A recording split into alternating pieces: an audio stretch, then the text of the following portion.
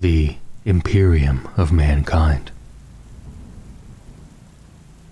The Imperium, at the dark advent of the Horus Heresy, was a colossal organization comprising trillions of souls on uncountable worlds, and aboard thousands of spacefaring fleets. Its organization and governance fell to a myriad of bodies, and, though all power stemmed from the Emperor on Terra, decision-making was ultimately devolved due to unreliable nature of communications and logistics over unpredictable spans of time and space. To truly understand the Imperium, one must first understand the underlying conditions and complications inherent to the functions of a galaxy-spanning empire, and the nature of the powerful bodies responsible for the nearly impossible bureaucratic task of maintaining order within it.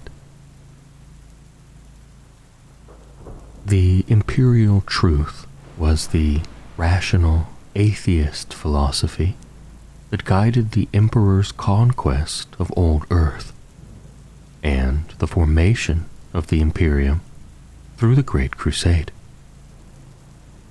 At its heart, the imperial truth held that the universe was rational, that knowledge defeated fear and brought freedom from the terrors of the old night. With this assertion went the denial of the irrational and the superstitious, as well as the abandoning of faith in powers and principles beyond the knowable. In the unified Terra and Imperium of Mankind, there could be no mysteries of the soul, no sorcery, and no gods. Those who clung to their ignorance were cast down, their lies silenced. If mankind was to survive its rebirth, it could not tolerate the delusions of the past. With a foundation built upon the tenets of the imperial truth, mankind achieved greatness. And though it was not destined to last, humanity was briefly elevated in glory to become the dominant species of the galaxy. At the heart of this doctrine of enlightenment was a great but necessary lie. It concealed that the warp is alive with malignant sentience, the very essence of which is supernatural. Indeed, the unquiet spirits which reside in the warp sate themselves upon the souls of mortals. The Emperor hid this truth from his subjects to protect them with the shield of ignorance. But in time, the secret truth behind the lie spread and laid the foundations of the horrors to follow. The warp, also known as the Immaterium, the Sea of Souls, or to the unsane as the realm of chaos, is a parallel dimension of exotic energy that coexists with reality as both its reflection and an essence which permeates it invisibly. It is a roiling, howling maelstrom of force and energy, utterly unpredictable and not subject to rational laws such as the linear flow of time. It is a shifting realm, subject to massive vortexes that disrupt its fabric and reverberate across its fathomless depths. Within it dwell strange and terrible inhabitants, and to gaze into the substance of the unfiltered warp is death. Long ago, humanity learned of this realm and how to manipulate it, and found that they could project vessels through its depths and have them emerge quickly into real space across the vast distances that even at light speed would have taken generations to accomplish.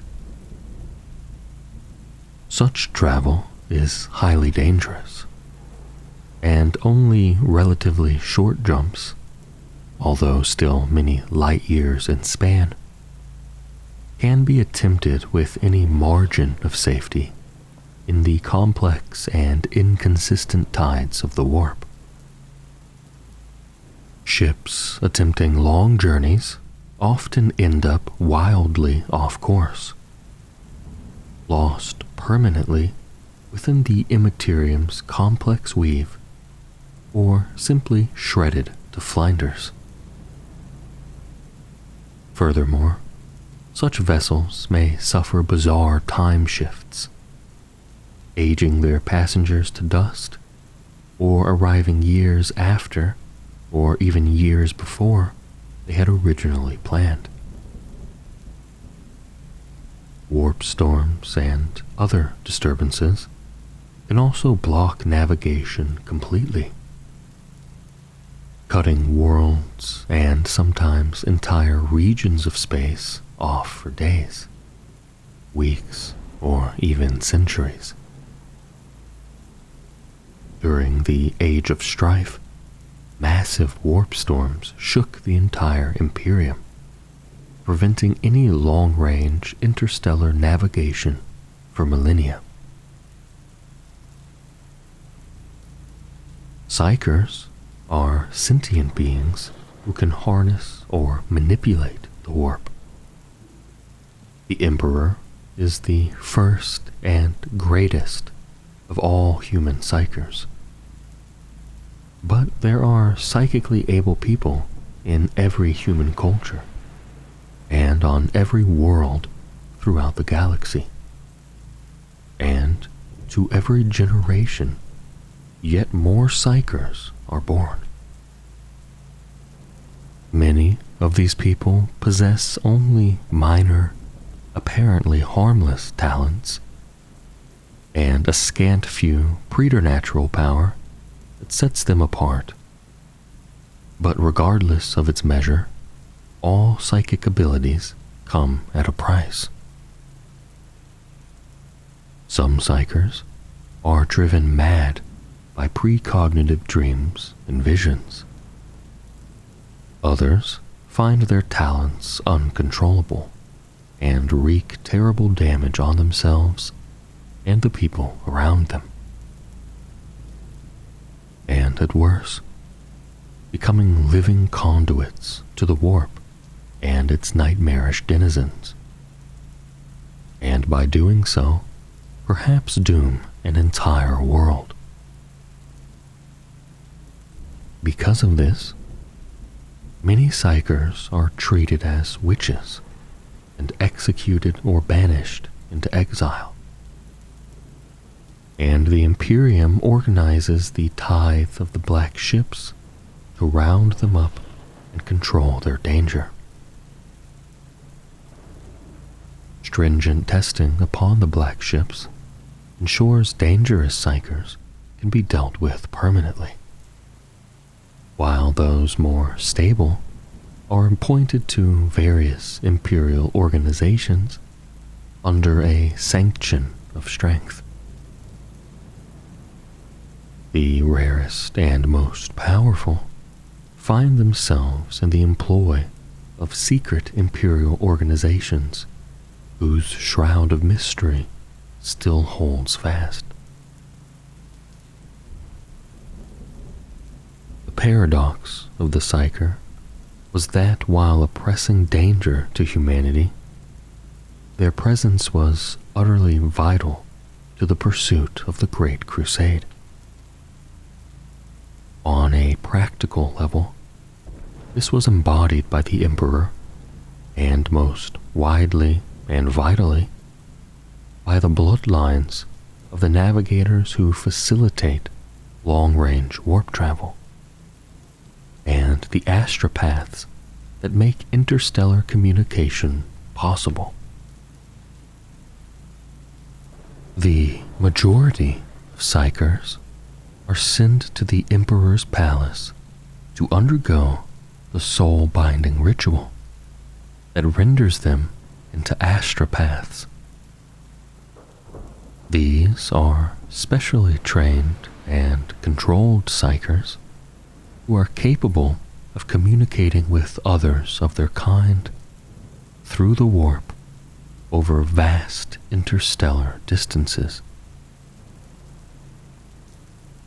They enable inhabited worlds, many light years apart in physical terms, to act as one realm and bind the fledgling Imperium to Terra and its worlds to each other as one domain.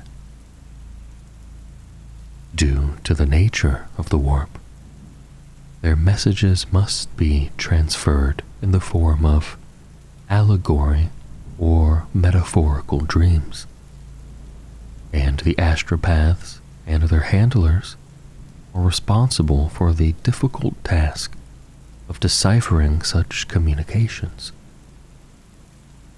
At the center of the Great Crusade was the creation of the Astronomicon on Terra. This was a grand choir of astropaths that made the Imperium possible, for it acted as a psychic navigational beacon, a fixed point in the warp that could guide the Imperium's warp-bound vessels safely through the raging depths of the Sea of Souls. The navigators are an ancient, mutated, or perhaps designed, Psyker strain of humankind whose very existence facilitates warp travel. Clannish and insular, they have lived amongst humans since before the Age of Strife, and during those nightmarish times dwindled almost to extinction. Their houses gathered to join the Emperor after his conquest of Terra. Psykers of all kinds use the warp to empower their gifts, but only navigators are uniquely adapted to gaze into its depths. Navigators are genetically empowered to see into the warp directly without risking instant insanity or death, and hence can guide a vessel at its attempts to plot a course in that otherworldly dimension. A human ship without a navigator cannot hope to travel far without quickly being lost in the maelstrom and destroyed.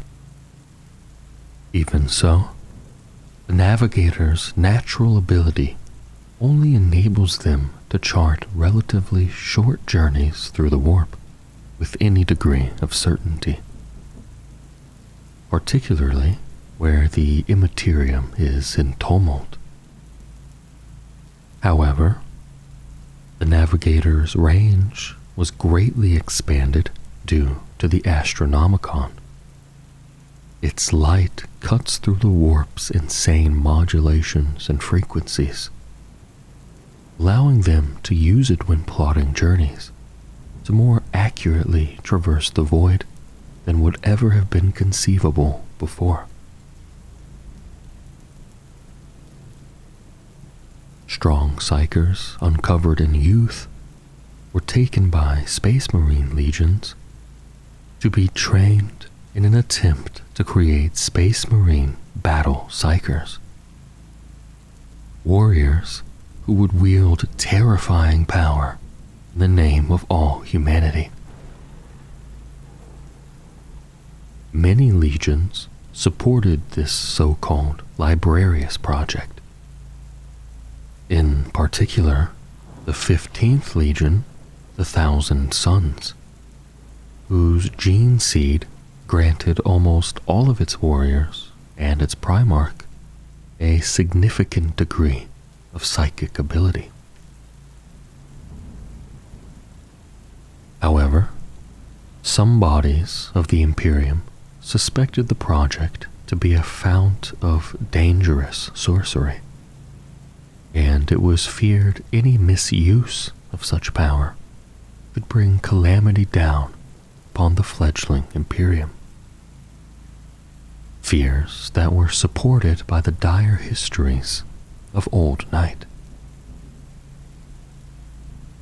Over long decades, such suspicions grew until, in the final days of the Great Crusade, the Emperor held court on Nicaea. There, he chose to rule against the continued use of psychic powers within the legions Astartes, and pronounced the immediate disbandment of the Librarius across all of the legions without exception, promising to visit total destruction upon those who dared defy his decision. For the Librarians, particularly amongst the Thousand Sons Legion, this was an intolerable betrayal. Being forced to suppress their psychic senses was akin to having a limb hacked from their bodies. When the Emperor withdrew from the Great Crusade at its height, he returned to Terra to pursue his great work for the salvation of mankind. Some feared he sought godhood or plotted some other unknowable fate for mankind. They even feared he had abandoned the species when he interred himself in the Imperial dungeons.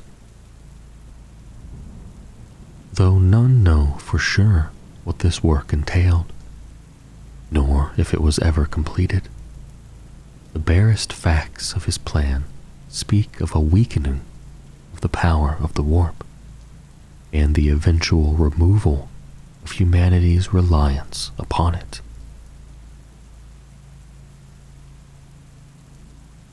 Malcador the Sigillite was an unfathomably ancient being, said to have been with the Emperor since the earliest days, or even to be his kin. As regent of Terra, Malcador was the overseer of the minutiae of the imperial governance, a role which only grew as the Emperor secluded himself in his great work, and the Great Crusade expanded the Imperium. It is said that while the Emperor looked to the future of mankind, Malcador safeguarded its present and its past. In doing so, he founded many of the Imperium's institutions and created several organizations, both public and secret, to aid in the effort of preserving mankind's cultures and histories, as well as pruning from that grand heritage any aspect deemed unsavory for remembrance. Amongst the many bodies controlled by the regent were the remembrancers, iterators, assassins, elucidators, and the administratum.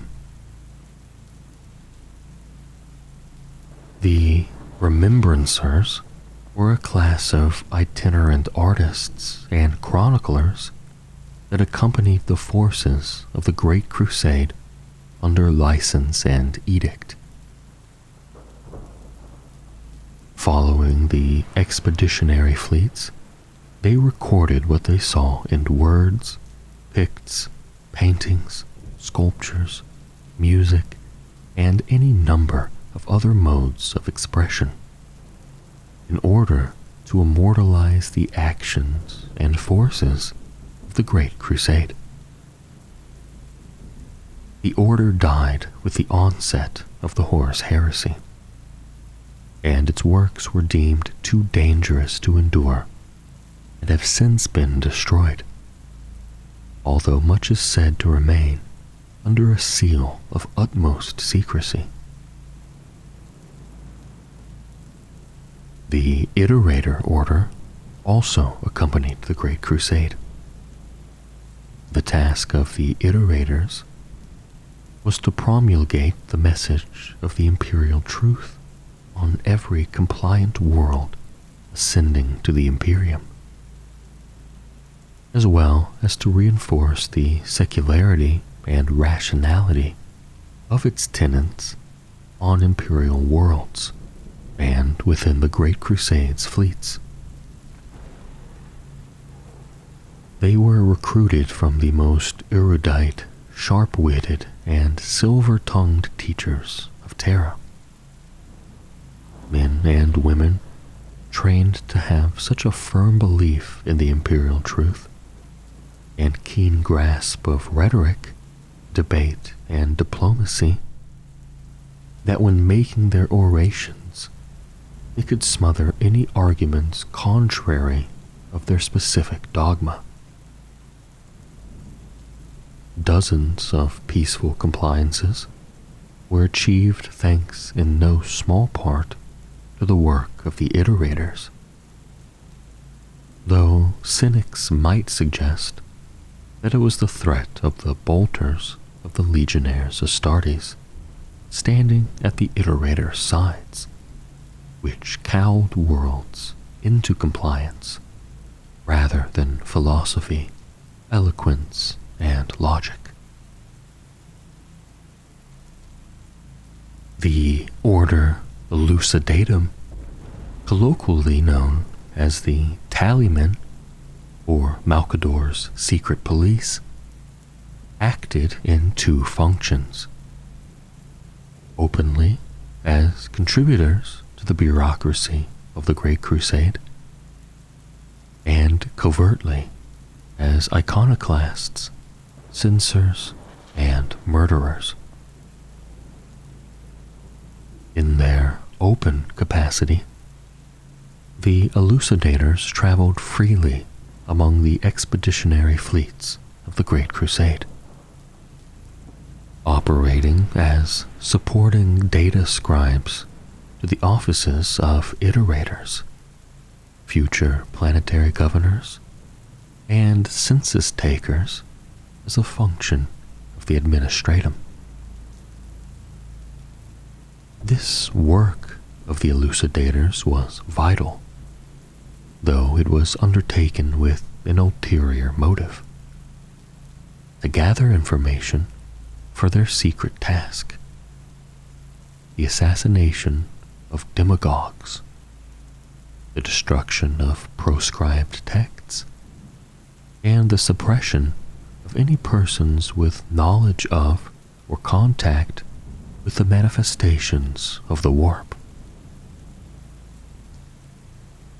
The mandate possessed by the elucidators was underwritten with the seal of the sigillite, allowing the tallymen, who were themselves expert and highly specialized warriors, to independently take immediate possession of almost any military command they required to complete their mission. The order earned a dark reputation for the uncompromising ruthlessness with which they enforced their will, and the atrocities they perpetrated in accomplishing their aims.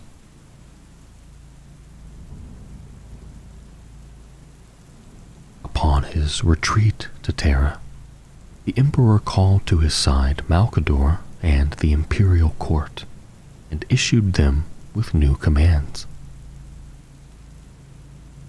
No longer were they to support the military campaigns.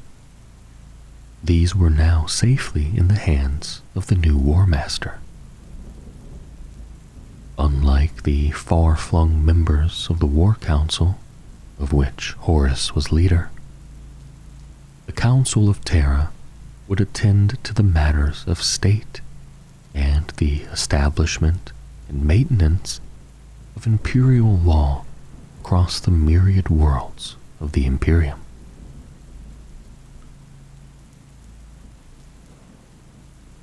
Where once only conquest and liberation had been the order of the day, the Council of Terra dealt with the consolidation and organization of the Imperium as their priority.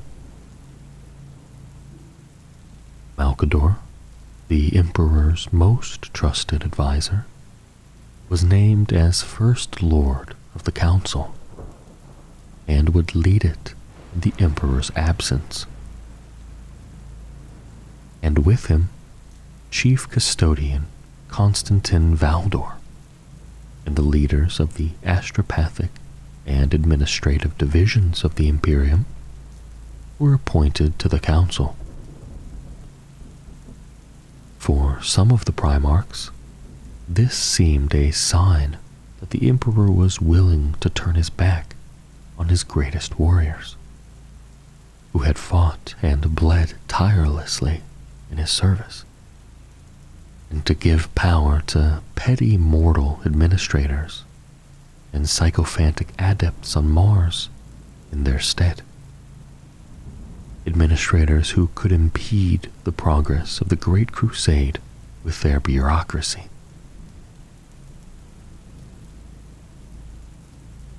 The Administratum is the core bureaucracy that holds together the Imperium. It was the unimaginably vast organization which acted upon the decrees of the Council of Terra,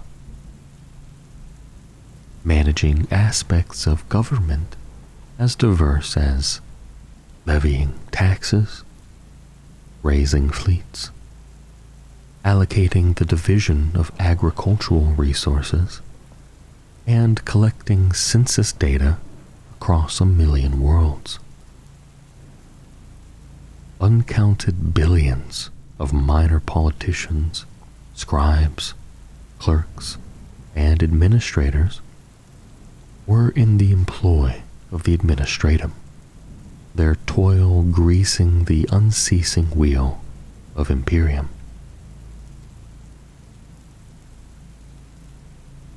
The Exertus Imperialis was the vast organization of the Imperium's mortal military, comprising billions of second-line and support troops, functionaries, laborers, void crew, logisticians, almoners, adepts, and staff officers, and the countless quantities of weapons, equipment, war machines, void conveyances, and warships they needed.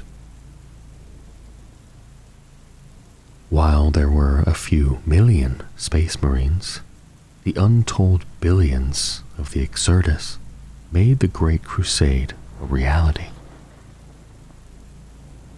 Within this vast body of men and women under arms were many divisions, each created to serve a singular purpose, and each a vital cog in the vast imperial war machine.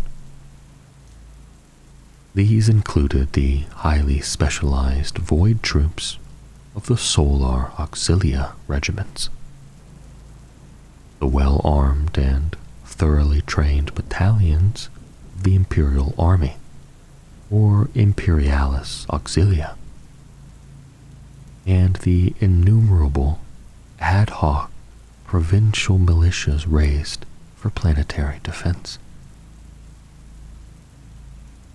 The Exertus was ultimately the responsibility of the Officio Militaris on Terra. But in practice, their numberless ranks were commanded by the principal agents of the Great Crusade under the War Council, particularly the Primarchs, and almost every significant body of the Great Crusade host, from the navigator houses to the planetary governors, could call upon the Exertus Imperialis to obey them.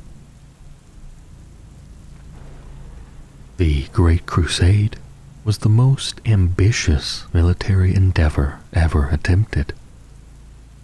It was a campaign fought on worlds without number, across star systems, on expeditions into interplanetary gulfs, and into the entropic darkness of the intergalactic horizon. Conquest of the void was only made possible by the Armada Imperialis, the Imperial fleet.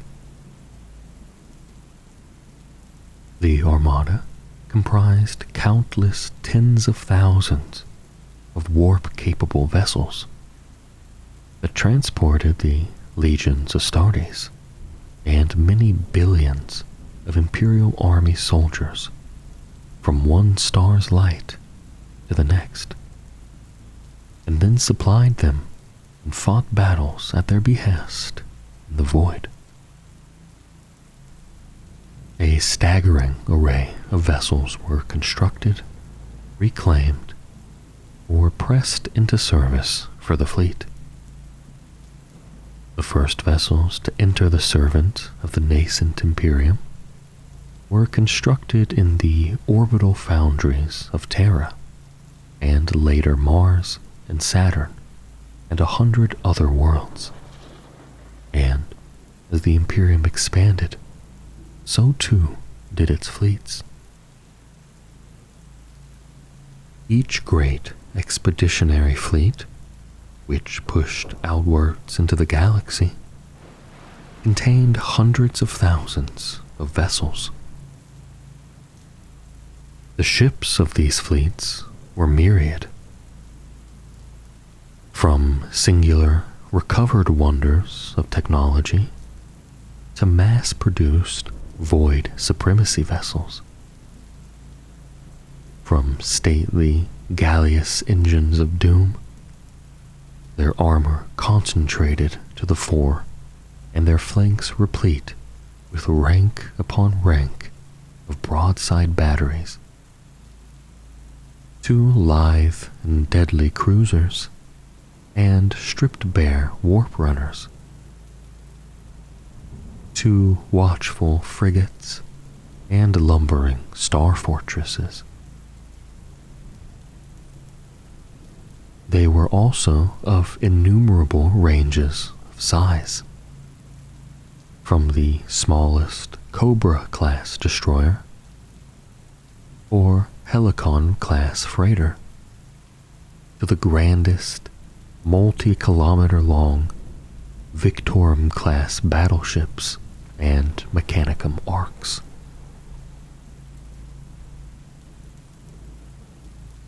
Fleets led by Chartist captains were the principal independent trade and supply fleets of the Imperium. Their flotillas of ships were intended to run the gamut of Imperial systems and provide an exchange of provender, material, and other necessary goods on behalf of the Council of Terra. They were granted warrants of passage by the Emperor during the early expansion of the Great Crusade, and often assisted the expeditionary fleets in whose wake they traveled by securing supply routes, providing news, and transferring orders from central imperial authorities down a chain of messengers to the front lines. Rogue traders militant commanded independent flotillas that scouted ahead of the leading edge of the Great Crusade, accompanied by their own armies, which sometimes included imperial assets. They were tasked with finding uncharted human worlds or Xenos civilizations for the expeditionary fleets to deal with in turn. Operating so far ahead of the Emperor's crusading armies, the rogue traders militant could expect little or no aid should they encounter foes too powerful for them to overcome.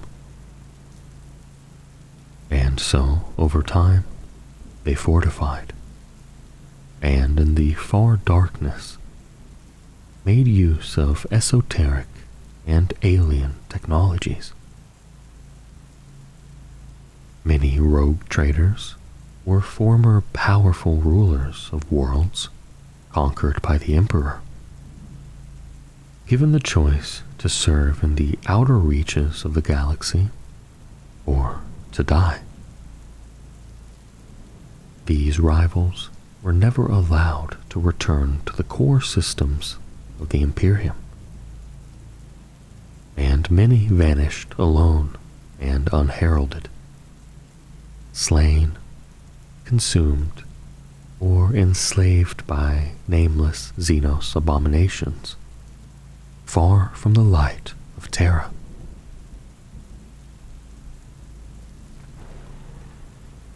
The Mechanicum of Mars, which was the spiritual authority over tens of thousands of forge worlds across the galaxy, was the Imperium's primary manufacturer and maintainer of arms, munitions, vehicles, and warships.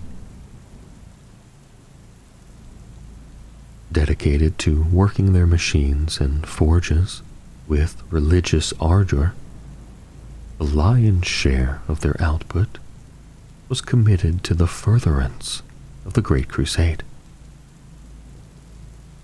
The Mechanicum's leader, Kelbor Howe, the Fabricator General of Mars, held a seat on both the Council of Terra and the War Council, commanding vast authority and power.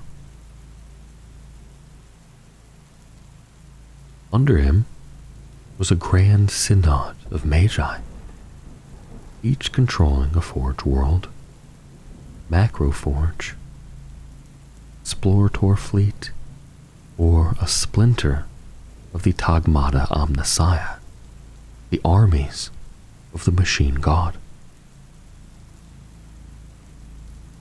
Amongst the armies of the Mechanicum were the Titan Legios, which fielded the largest and most impressive war engines in the Imperium, each a mobile weapons platform able to raze a city to rubble.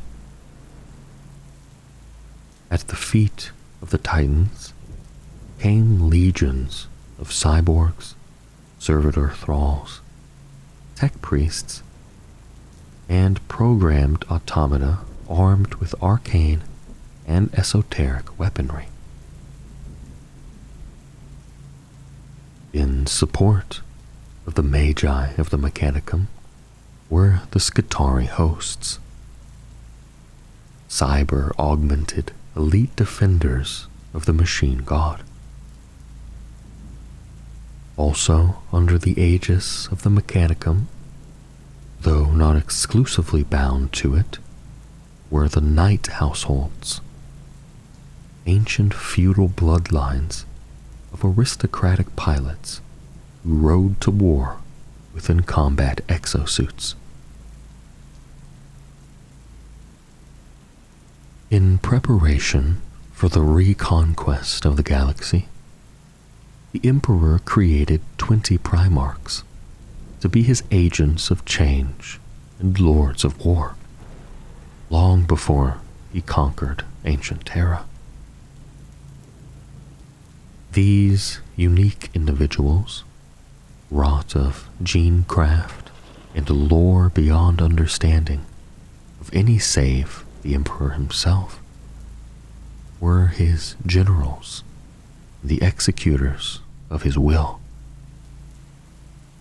Great leaders who would conquer uncounted worlds. Each Primarch had powers and skills beyond those of any other human, abilities rivaling those of the Emperor himself, for they were his sons and shared his brilliance, charisma, intelligence, and radiant glory. Furthermore, no two were alike. Each embodied a different facet of the Emperor's character, and had their own preference for warfare. Together, united with the Emperor, and with the legions at their command, they made for a force unseen and unequaled in the annals of human history. But the Emperor's ambitions for the Primarchs appeared to be thwarted by a cataclysmic event, the true nature and scope of which has never been revealed. Some unknown force snatched the still fetal Primarchs from the Emperor's care and flung them in scattered disarray across the galaxy. Each Primarch was cast onto a separate world, where he matured in circumstances good or ill, as fate or perhaps some other agency decreed. As the years passed, each Primarch came into maturity beyond the Emperor's guidance, each a superhuman far beyond the power and ability of those around them. Some came to dominate their surrogate worlds, becoming powerful warriors and leaders. Others were transformed by predilection or circumstance into shadowed monsters of legend.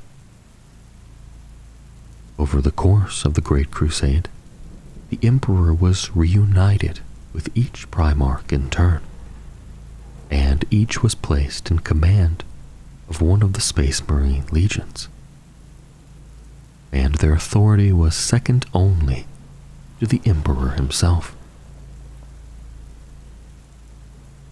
At the close of the Great Crusade, each of the 18 remaining Primarchs was steeped in glory and was proven a master of strategy, having conquered vast swaths of space in the Emperor's name. Named War Master at the triumph of Ulanor, Horus was the Emperor's most successful, most charismatic, and most respected son. It was the greatest shock to the Imperium that he would turn his back on the Emperor. However, the stirrings of discontent were evident even in the years before his secession. With his actions cloaked in whim and the long tradition of military patronage and honor, he laid many seeds that would draw no suspicion under his lawful authority as War Master. Horus used his power to influence the stockpiling of munitions, showing preferential treatment to commanders who favored him, and established trade pacts, patronage, and treaties with allies in which he placed the greatest trust. Others, ancient regiments and knight households, which he could not rely upon, were unmade upon the anvil of war. The legions of his rival brothers, whom he envied or feared, he sent to the furthest corners of the galaxy, such that they could not disrupt his power. Some of this was, no doubt, the workings of a general without peer, seeking only to further the Great Crusade, establishing appropriate contingencies and rewarding those who fought hard in his name. However, that so many such factors would later see him ideally placed to instigate the greatest treachery the human race has yet known is beyond coincidence. Horus had, perhaps, long plotted ascendancy in the darkest corners of his mind. Even if he never planned to act upon those desires until fateful events conspired to bring them to terrible fruition.